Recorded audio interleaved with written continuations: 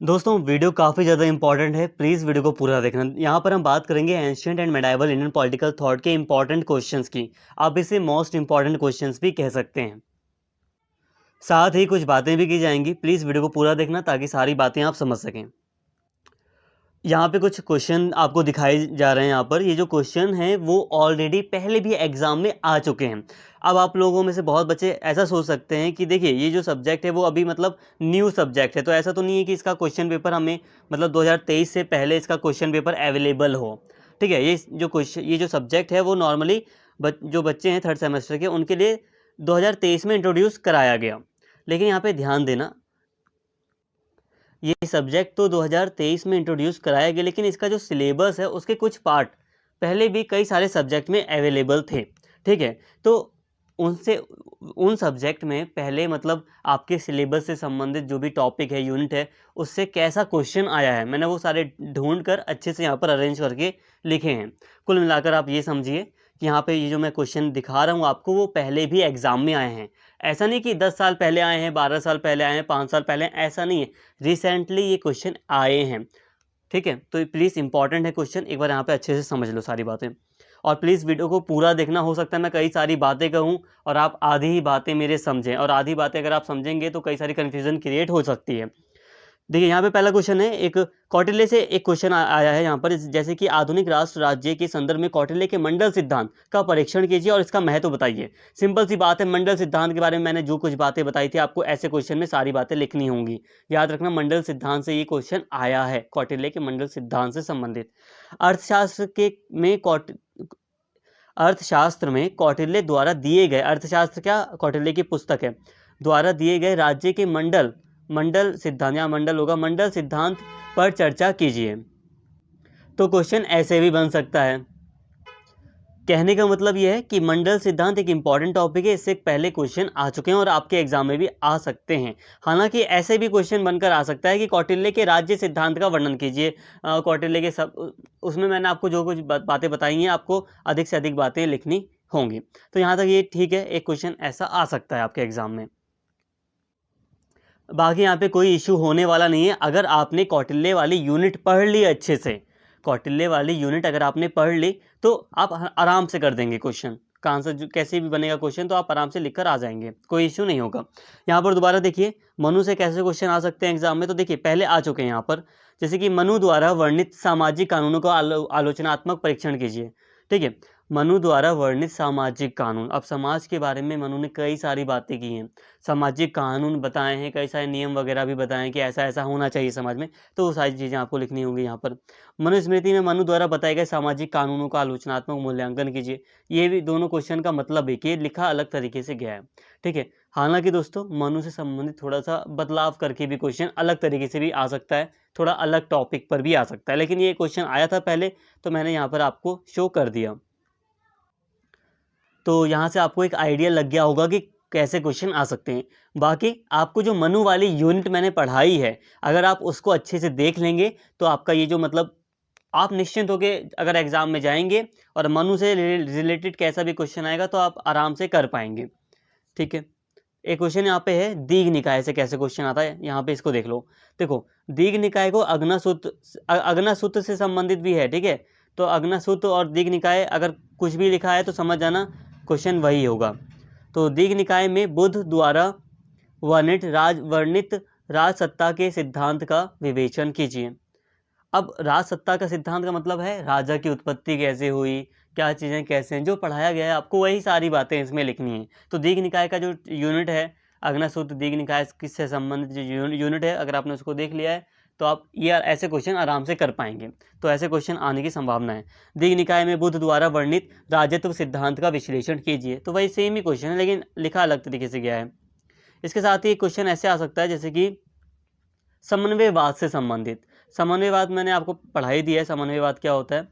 तो देखिए, समन्वयवादी परंपरा के विशेष से संदर्भ में कबीर के समानता की संकल्पना का आलोचनात्मक विश्लेषण कीजिए। मतलब कबीर जी के बारे में अधिक से अधिक बातें आपको लिखनी है।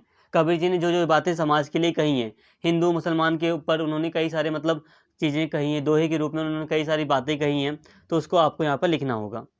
इसके साथ ही जैसे कि यही क्वेश्चन समन्वयवाद से संबंधित ऐसे भी आ सकता है कि भारतीय राजनीतिक चिंतन की समन्वयकारी परंपराओं की व्याख्या कीजिए। किस प्रकार आप यह मानते हैं कि कबीर ने इन परंपराओं को सशक्त करने में योगदान दिया। देखिए दोस्तों, यहाँ पे कबीर लिखा है क्योंकि पहले ना इंडियन पॉलिटिकल थॉट से संबंधित जो भी मतलब पहले भी जो सब्जेक्ट रहे थे तो उनमें गुरु नानक जी को नहीं पढ़ाया जा रहा था, लेकिन ancient and medieval Indian political thought में आपके सब्जेक्ट में मतलब गुरु नानक जी को भी मतलब ऐड किया गया है। तो यही कहूँगा कि गुरु नानक जी से संबंधित भी मतलब क्वेश्चन आ सकते हैं। हो सकता है कबीर की जगह गुरु नानक जी लिखा आ जाए, हो सकता है कबीर जी और गुरु नानक जी दोनों का नाम लिखा आ जाए, तो दोनों के ने जो भी शिक्षाएं दी हैं, जो भी उपदेश दिए हैं, उनको आपको लिखना होगा। ठीक है, और बस यही कहूँगा, वीडियो पूरा देखना। हो सकता है कुछ और भी बातें कहनी है तो लास्ट में मैं कहूँ उन बातों को, और आप हो सके तो पूरी बातें अगर आप सुनेंगे तो ज़्यादा बेटर रहेगा। इसके साथ ही एक क्वेश्चन आपका आएगा, लास्ट का ही नॉर्मली आता है जी, तो आपको पता भी है। एक शॉर्ट नोट करके आपका एक क्वेश्चन आता है, तो वो कैसे आ सकता है, जैसे कि 4 ऑप्शन आपको दिए हैं तो 2 आपको करने होंगे, तो कुछ ऐसे आ सकता है आपके एग्जाम में, जैसे कि शुक्र नीति की प्रमाणिकता का पर बहस, क्या चीज़ें हैं, कैसे हैं, आपको ये लिखना हो सकता है कि क्या बहस चल रही है। कौटिल्य का सप्तांग सिद्धांत क्या है, इसके ऊपर हो सकता है लिखने को। राजसत्ता के संदर्भ में अबुल फजल मैंने आपको पढ़ा दिया है, राजशाही का जो सिद्धांत दिया था। सामाजिक असमानता के संबंध में कबीर, ठीक है, सामाजिक असमानता के बारे में कबीर क्या कह रहे हैं। तो देखिए यहाँ पे कंफ्यूज नहीं होना है, वापस से यहाँ पे आ जाना है कि कबीर जी ने जो भी बातें कही हैं सद्भाव से संबंधित, समन्वयकारी जो भी बातें की हैं वो सारी आप ऐड कर सकते हैं यहाँ पर। तो ऐसे क्वेश्चन आ सकते हैं आपके एग्जाम में। तो अभी तक मैंने बस आधे सिलेबस पर based he I think question आपको बताए हैं। ठीक है, लगभग 5-6 क्वेश्चन मैंने आपको बताया, अंदाजा आपको हल्का हल्का लग गया होगा। अब देखिए दोस्तों, जो आधे मतलब नॉर्मली मैंने जो क्वेश्चन बताए हैं तो वो पहले आ चुके हैं, लेकिन कुछ आपकी यूनिट ऐसी हैं जिस पर मतलब पहले ही क्वेश्चन मतलब जो सिलेबस में पहले नहीं था, तो उन पर कोई मैं एग्जैक्ट नहीं कह सकता कि कैसे मतलब पहले कैसे क्वेश्चन आया है, बट कैसे क्वेश्चन आ सकते हैं उसके बारे में कुछ बातें यहाँ पर कर लेते हैं। देखिए, एक क्वेश्चन डेफिनेट है कि आपकी यूनिट 1 से आएगा।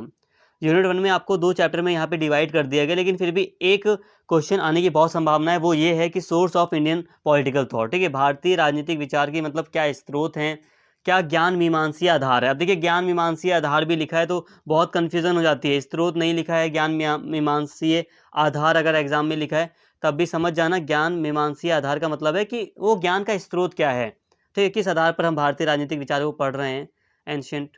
तो ये सारी चीज़ें हैं, तो आपको यहाँ पे इस सोर्स ही लिखने पड़ेंगे। ठीक है, क्या इस मतलब कौन कौन से सोर्स हैं वो आपको पढ़ाया गया।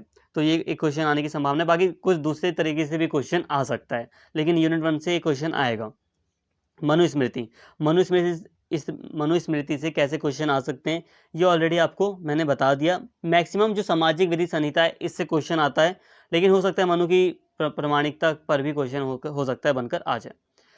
इसके अलावा बृहस्पति जी से कैसा क्वेश्चन, बृहस्पति जी से ऐसा क्वेश्चन आ सकता है कि इन्होंने राज्य, जैसे कि ऐसा आ सकता है कि बृहस्पति के शासन संबंधी विचारों को लिखिए, राजत्व के विचारों को लिखिए। राजत्व आ जाए, शासन संबंधित आ जाए, शासन कला लिखा हुआ आ जाए, मतलब यह है कि शासन के बारे में, राजा के बारे में जो भी बातें इन्होंने कही है वो लिखना है आपको।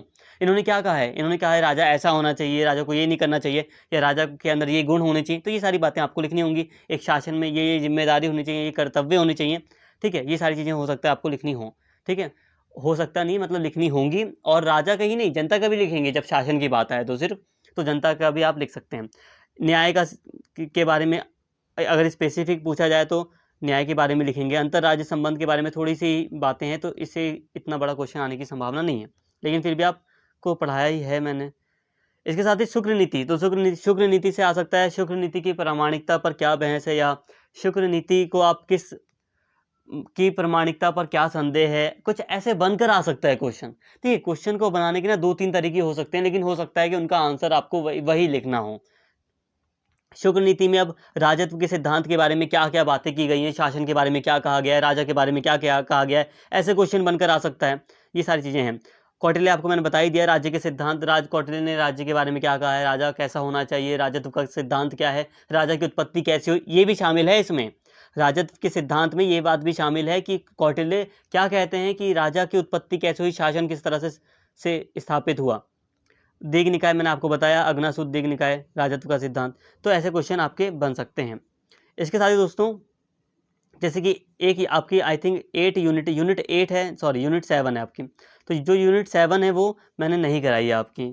तो हो सके अगर आपको आती है ये यूनिट तो इससे संबंधित क्वेश्चन आप अटेम्प्ट कर सकते हो। बाकी अगर आप इसको स्किप भी कर दोगे तो कोई ज़्यादा इशू होने वाला नहीं है, क्योंकि आपको जैसे कि नॉर्मली 8 क्वेश्चन है तो 4 ही करने होते हैं, तो मुझे जितना मतलब पता है, तो अगर आप 1-2 क्वेश्चन अगर आपको नहीं भी आ रहे हैं तब भी आपके इतने क्वेश्चन आपके पास होंगे अवेलेबल कि आप कर सकते हैं पूरा पेपर। तो इसके अलावा अगर हम बात करें बसवन्ना की, तो बसवन्ना वाला टॉपिक चैप्टर आपको पूरा पढ़ाया ही गया है, तो जो भी बातें आपको पढ़ाई गई हैं उसी से संबंधित नॉर्मली क्वेश्चन आएगा, आप लिख भी सकते लिख भी पाएंगे आराम से। आदि शंकराचार्य, अद्वैत के बारे में, अद्वैत का इनका क्या विचार है, ये आप हो सकता है आ जाए क्वेश्चन। बाकी जो शॉर्ट नोट होता है तो उसमें आ सकता है, शॉर्ट नोट में आ सकता है आदि शंकराचार्य जी के ऊपर लिखना कि इनके विचार राजनीति में किस तरह से महत्वपूर्ण है, क्योंकि इन्होंने एक तरह से समानता की बात कर दी ना, मनुष्य एक तरह से ईश्वर का ही अंश हो गया, एक तरह से इन्होंने सभी मनुष्य की समानता की बात की, तो शॉर्ट नोट में आ सकता है। कबीर और गुरु नानक से संबंधित मैंने आपको क्वेश्चन ऑलरेडी बता ही दिए, कैसे आ सकते हैं, समन्वयवाद, इनके जो विचार थे वही आपको लिखने हो सकते हैं मैक्सिमम टाइम। अबुल फजल के राजशाही संबंधित सिद्धांत को बताइए, तो ऐसे क्वेश्चन बन सकता है। आई होप यहाँ तक आपको एक यूनिट वाइज मैंने आपको काफ़ी अच्छे से समझाया है। आई होप आपको सारी बातें समझ में आई हो यहाँ तक। देखिए दोस्तों, यहाँ तक काफ़ी हमने बातें कर ली, लेकिन यहाँ पर एक बात ध्यान देना, यहाँ पर देखिए क्वेश्चन मैंने आपको थोड़े से आपको बताया और फिर अलग से मैंने आपको समझाया, तो इसी तरह नॉर्मली क्वेश्चन पेपर आएगा आपका, ठीक है। बाकी अगर अब भी आपको लग रहा है थोड़ा डर लग रहा है, तो ऐसा देखो, डरने की कोई बात नहीं है। मेन चीज़ है कि आप अपनी प्रिपरेशन करके जाइए। जैसे यहाँ पर कितनी आई थिंक 11 यूनिट है, तो 11 यूनिट है, तो जितनी मैंने आपको जितना पढ़ाया है आप मैक्सिमम उस पढ़ कर जाइए। तो 11 की 11 ही यूनिट आपको मैंने पढ़ाई है, आई थिंक 10 पढ़ाई है, एक नहीं पढ़ाई ना, तो 10 यूनिट पढ़ाई है मैंने आपको। तो आप स्टार्टिंग से आराम से पढ़ते जाइए, एक एक करके यूनिट को प्रिपेयर कर लो, और क्वेश्चन भी आपने हल्का सा देख लिया और अंदाजा भी आपको लगे गया कि क्वेश्चन पेपर आपका कैसे आ सकता है। बाकी क्वेश्चन कैसे भी बनकर आएगा आप कर पाएंगे, अगर आप अच्छे से यूनिट वाइज अच्छे से आप स्टडी करके जाएंगे एग्जाम में, तो कोई वैसा बड़ा इश्यू नहीं आएगा। बस आप आराम से बस यहाँ पे थोड़ा स्टडी पर ध्यान दीजिए, थोड़ा अच्छे से मतलब यहाँ पे प्रिपेयर करके आप जाइए, सब कुछ आप मतलब अच्छे से करके आएंगे। उम्मीद करता हूँ इस वीडियो से आप लोगों की काफ़ी हेल्प हुई होगी। अगर वीडियो अच्छी लगी हो तो प्लीज़ कमेंट करके ज़रूर बताएं, वीडियो को लाइक करें, शेयर करें, और चैनल को अगर आपने सब्सक्राइब नहीं किया है तो चैनल को सब्सक्राइब कर लें। और अगर कोई क्वेश्चन हो तो वो भी आप कमेंट में बता सकते हैं, हो सकता है फिर मैं उस क्वेश्चन को सॉल्व करने के लिए कोई वीडियो ले आऊँ, अगर क्वेश्चन आपका ऐसा रहा। Thank you.